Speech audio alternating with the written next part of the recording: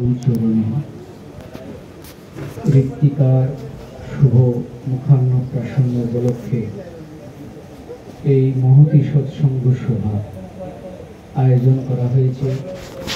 প্রভুর রাতুল চরণে সর্বপ্রথম ঋত্বিকার ইষ্টোচ্ছল জীবন, সুস্থ জীবন, সুদীর্ঘময় জীবন এবং এই পরিবারে প্রত্যেকে ইষ্টোচ্ছল জীবন, এই পরিবেশে প্রত্যেকেরই ইষ্টময় জীবন, সুস্থ জীবন প্রভুর শ্রীরাঙ্গা চরণে ঐকান্তিকভাবে কামনা করি। আজ একটি ছোট্ট সোনা বোনের মুখান্নপ্রাশন উপলক্ষে সৎসঙ্গ।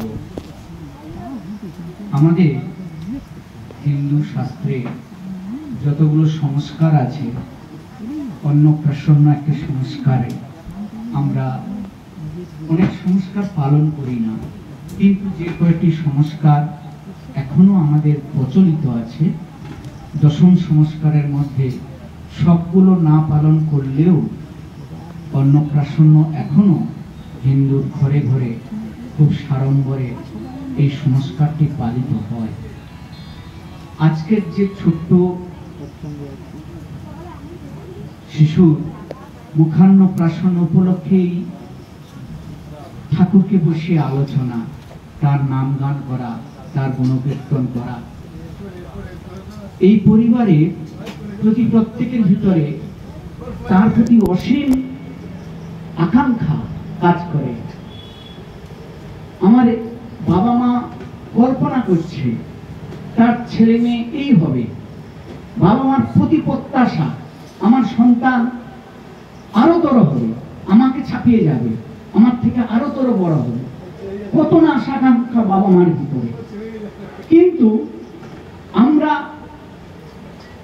যেমনই হই, আমরা কিন্তু প্রত্যাশা করি, আমি যেমন করে খারাপ বাবা মা হই না কেন, আমি প্রত্যাশা করি আমার ছেলে মেয়ে যেন সুন্দর হয়। আমি যেমন তোর মা হই না কেন, কিন্তু আমি প্রত্যাশা করি আমার জাতক যেন উন্নততর কেউ হয়। আমি যত রকম আমার বাবার মার যত রকম গুণ, অসম্পূর্ণ গুণ আমার ভিতরে থাকুক না কেন, আমি প্রত্যাশা করি আমার সন্তানের ভিতরে সমস্ত গুণ যেন পরিপূর্ণ থাকে। এই প্রত্যাশা এবং এই না করার ভিতরে এক বড় ধরনের ফাঁক আছে। আমরা চাইছি আমার সন্তান যেন ভালো থাকে। ঈশ্বরী পাঁচালী যখন চেয়েছিল, সেই মঙ্গল কাব্য যুগ থেকে আজও অবধি এই 2025 যুগ দাঁড়িয়েও আমাদের সেই বাবা মার চাহিদার কোনো পার্থক্য হয়নি। যখন দেবী যখন নৌকোয় এসছে, বলছে তোমার কি বর চাও তুমি বলো, তা আমি মঞ্জুর করবো। সেই পাটুনি যিনি ক্রিয়া দিচ্ছিলেন তখনও চাইছিলেন আমার সন্তান যেন ঠাকুর দিকে বাঁচে। আজও যদি একটা বাবা মার অন্তরে প্রশ্ন করা যায় তোমার চাহিদা কি, বলছে আমার সন্তান যেন উন্নততর হয়, আমার সন্তান যেন এগিয়ে চলে। এই প্রত্যাশা প্রতিটা পিতার, প্রতিটা বাবা মার ভিতরে রণিত হয়। যে পিতা প্রত্যেকদিন রিক্সা চালিয়ে ইনকাম করে তারও ভিতরে, আর যে প্রতিদিন কোটি টাকা ইনকাম করে তারও ভিতরে পিতা মাতার ভিতরে সন্তানের উন্নতির প্রত্যাশা আদি অনন্তকাল ধরে রয়েছে। কিন্তু ফারাকটা কোথায় হচ্ছে? আমরা চাইছি ভালো, কিন্তু ভালো চাইলে কি ভালো হয়? আমরা বাস্তবে দেখছি আমার সন্তানকে যদি আমি ভালো ফুটবলার করতে চাই, ভালো ফুটবলের কোচিং সেন্টার তাকে দিতে হয়। আমি যদি ভালো ক্রিকেটার বানাতে চাই, তাহলে ভালো ক্রিকেট প্রশিক্ষকের কাছে তাকে নিয়ে যেতে হয়। আমি যদি ভালো অঙ্কের শিখাতে চাই, অঙ্কের যিনি সর্বোত্তম শিক্ষক তার কাছে আমার সন্তানকে পাঠাতে হয়। শুধু ভালো মানুষ করার জন্য, ভালো মানুষ যে প্রত্যাশা আমি করছি, তার জন্য কারোর কাছে দরকার নেই। এই খারাপটা সমাজে আমাদের প্রতিটা মুহূর্তে রণিত করছে যে আমাদের চাওয়া এবং আমাদের প্রত্যাশার ভিতরে এক ফাঁক পূরণের রাস্তা কি? শুধু সমস্যাটা উত্থাপন করে দিলে তো শান্তি থাকে না, পূরণটা কোথায় আছে?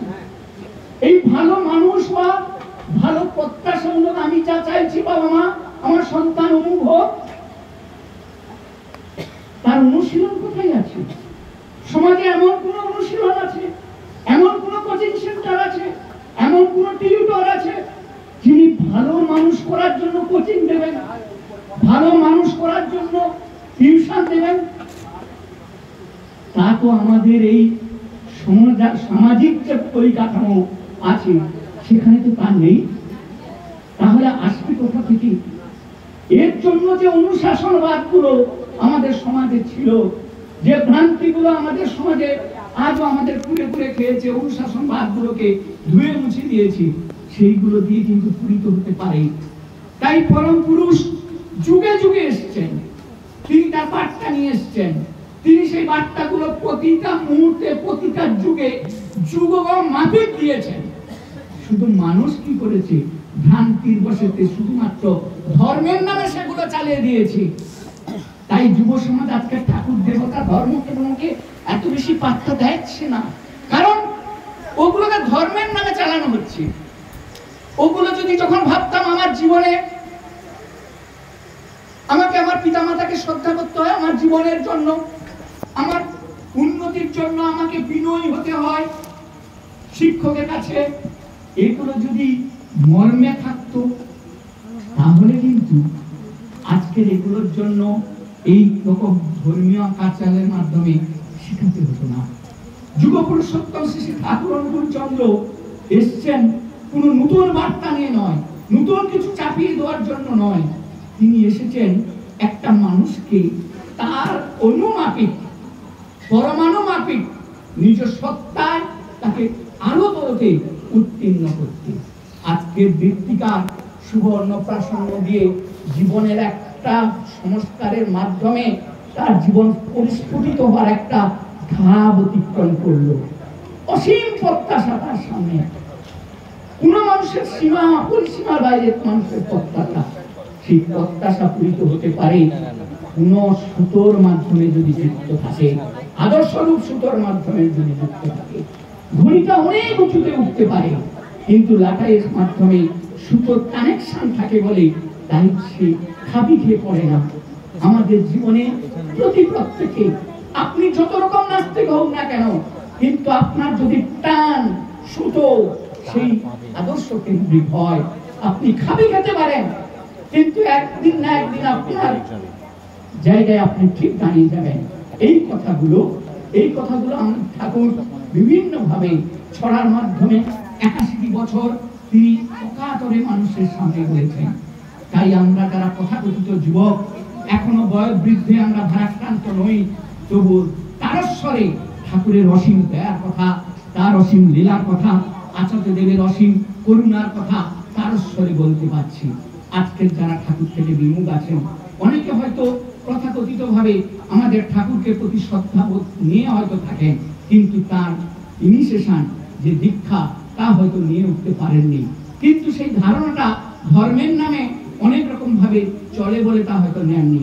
কিন্তু যখন জীবনের জন্য দরকার ধর্ম, জীবনের জন্য দরকার আদর্শ, জীবনের জন্য দরকার যেমন খাওয়া পড়া পোশাক আশাক, যেমন আমার জীবনের সত্তা, তেমনি ভাবে ধর্ম আমার জীবনে মানসিক সত্তা সুস্থ রাখার জন্য দরকার, আমার জীবনে পারিবারিক জীবন সুন্দর রাখার জন্য দরকার, আমার জীবনটাকে সামাজিক জীবন সুস্থ রাখার জন্য আমার ধর্ম আমাকে এক ধর্মের আদর্শে আদর্শায়িত হতে হবে।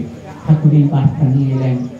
অনেকেই আছেন সময় সংক্ষেপ, আবারও সৎসঙ্গের তরফ থেকে সবার কাছে ঐকান্তিক ভাবে আহ্বান জানাই, আসুন ঠাকুর এক অমোঘ পথ দেখিয়েছেন, যে পথে কোনো ভ্রান্তি নেই, আমাদের কাছে কোনো বন্ধন নেই, আমরা যা খাই তা খেতে পারি, যা পোশাক পরি তা করতে পারি, যেরকম আমি যা কর্ম করি তা করতে পারি, এবং তার সঙ্গে একটা সুস্থ পরিবেশ জীবন, সুস্থ সামাজিক জীবন, সুস্থ দাম্পত্য জীবন, সুস্থ পিতামাতার জীবন অকাল করে পালন করতে পারি, শুধুমাত্র তার আদর্শকে সামনে রেখে।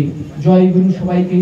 আসুন সৎসঙ্গ আহ্বান জানাচ্ছে আপনাদের কাছে, আপনারা সৎসঙ্গের আশ্রয় গ্রহণ করুন এবং আজকের ঋত্বিকা ছোট্ট সোনার শুভ মুখান্নপ্রাসন্ন সেই শুভ সংস্কার আমাদের হিন্দু মতে যা আছে তা পূরিত হোক।